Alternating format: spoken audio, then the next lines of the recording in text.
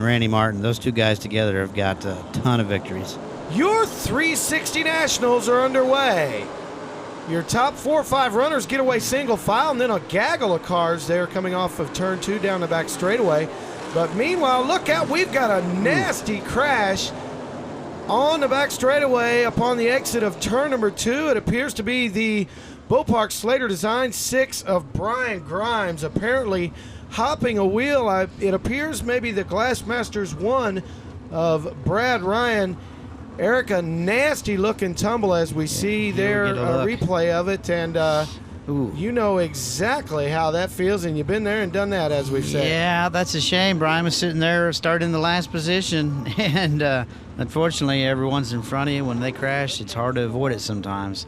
And yeah, I know exactly what that feels like, Scotty. I've done that several times right here at Lake Ozarks Speedway, and laying upside down like that's not a good feeling. You want to get that car turned over and get out of that thing. And as you see, that's what they are doing as the fuel was pouring out of that car profusely, but nonetheless, and glad to see it as he flips his visor up. Brian Grimes out of Slater, Missouri. You see another replay, has exited the car.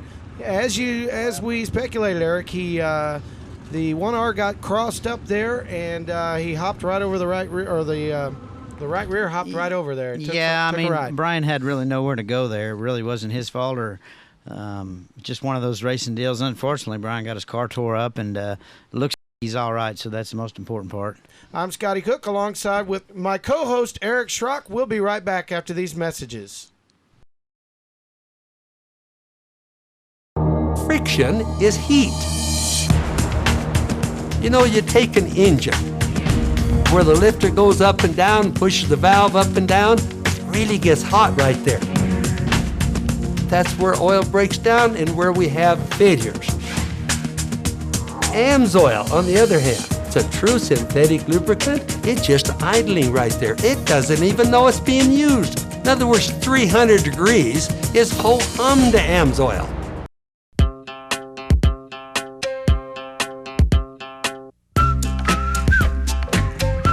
Industry-leading power, plus standard touring case and heated hand grips. The new Arctic Cat TRV 1000 Cruiser. All you need to comfortably get anywhere. Arctic Cat, share our passion.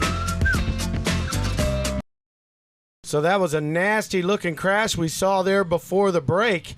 And glad to know Brian was A-okay. Can't say the same for the race car. Man, a tough break, Eric. Yeah, it's he's done for the year, it looks to me like.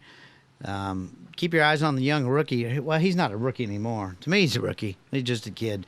But he's really good. Dustin Barks is coming along. He has really turned the page this year and has gotten faster and faster, polished up on his big tracks as well as these short tracks. And as we speak, Dustin Barks out of Farmington, Missouri. Look at him, 3 wide for third. Wayne Johnson on the bottom in the H&H Enterprise 94. Jack Dover washing out from the bottom to the top, and there you get a shot. We missed it there, but we've got a new leader. Yep, Gary Wright just blew right by Dustin Barks for the lead. And Dustin shouldn't feel bad about that. He should take a lesson from what he just seen right there, because that guy's a KG veteran.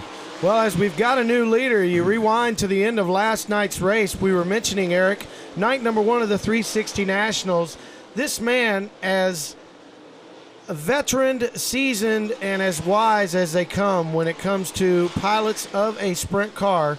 And I guarantee you, he's sitting out in the lead right now, but he's licking his wounds still yet from that faux pas last night. Well, I guarantee you won't see him make that same mistake twice. That's one thing you can count on. Well, he is checked out right now already.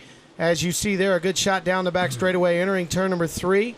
A full straightaway ahead. Meanwhile, a big old battle for second as Wayne Johnson, Eric, has closed in on Dustin Barks. He's all over Dustin Barks there. Followed him a little bit too close, and we'll see if he puts a slide job on him going in the next corner here. The former ASCS champion, Gary Wright, out of Hooks, Texas, your leader, and another ASCS champion, Wayne Johnson, has gotten by Dustin Barks for that second spot. Eric Schrock, it looks like Johnson has got the crosshair set up on your leader. Well, he's working that high side. The cars all look a little bit tight up there, but if he's going to pass Gary Wright for the lead, he's going to have to do it on the top side. As Dustin Barks is doing all he can do to hold on to that third spot, he's getting pressure from Jack Dover, and there you see he jumps over the cushion turn 2. Jack Dover, the gas man, on the move, running third now.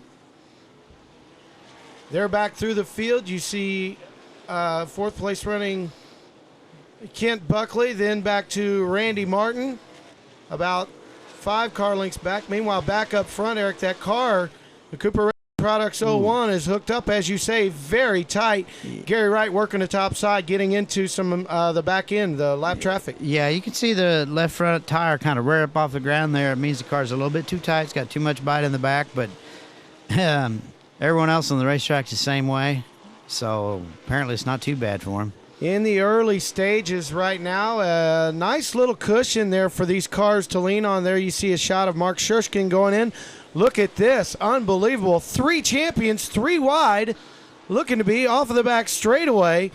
Gary Wright checking out on the field, getting ready to put the Knoxville Raceway and inaugural WOW points champion Brian Brown a lap down, as well as the 2001-2002 Winged Outlaw Warrior champion Mike Trent a lap down. How about that? Yeah, that's just how fast every car in this field is, Scotty. Those guys just got lapped, and they're multi-time champions between the two of them.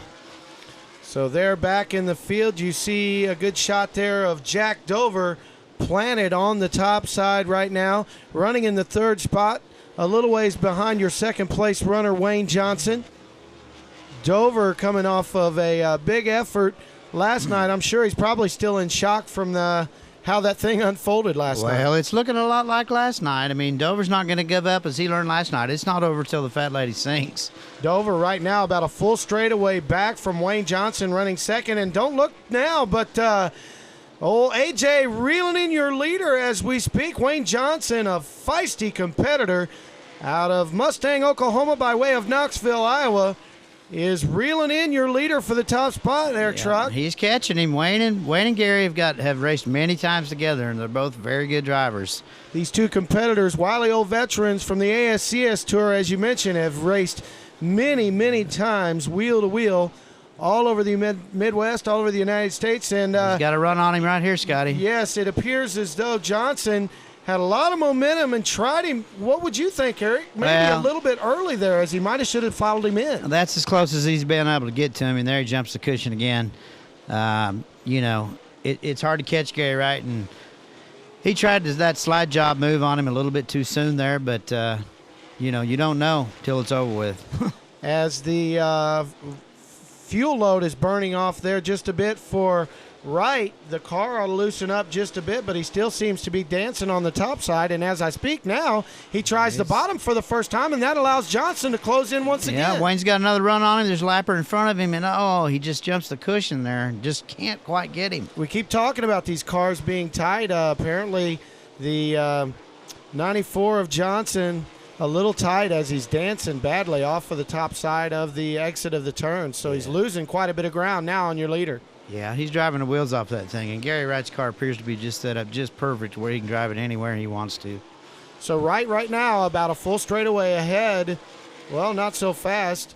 About 2/3 of a straightaway as Johnson got a good run in and closed in just a bit as he puts young Josh Fisher a lap down, working around the top of Fisher. Yeah, he's really having his way through traffic here. Those guys moved right out of the way for him. So as Gary Wright was getting through the lappers of Mike Trent and Brian Brown, now he's getting by Josh Fisher. The white flag is in the air one more time around for the pilot out of Hooks, Texas. He's had his way tonight, Eric. This is right where he screwed up last night, but looks to me like it's not going to happen again. A great, beautiful shot of him coming out of turn number 4. And the 5th annual Lake Ozarks Speedway 360 Nationals goes to Hooks, Texas. Gary Wright, driver of the Cooper Racing Products 01, as he made a very uncharacteristic, crucial mistake last night, and he capitalized on it tonight, Eric. Yeah, that's right. And Gary, when the money's on the line, there's no one else I'd rather put my money on than Gary Wright. He's that good a driver. We've got a winner, and we'll crown him here in just a little bit when we come back.